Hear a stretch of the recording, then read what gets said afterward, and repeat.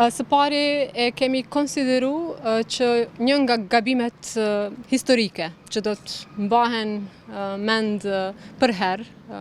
si vendim i dëmshëm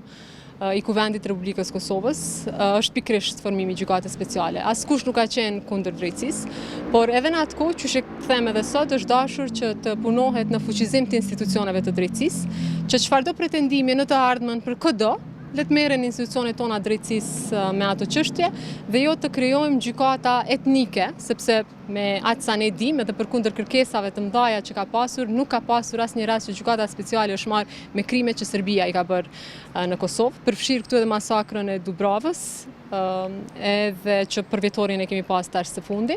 Prandaj edhe duke qenë në thelbe pa drejt, natyrisht që sa herë kalojmë vitet, ne na kujtohet sa vendim i dëmshëm ka qenë vendimi për ta formuar gjykatën speciale. Ne unë uroj që gjykata apo vendimi i gjykatës do ta korrigjojë kërkesën e padrejtë të prokurisë specializuar.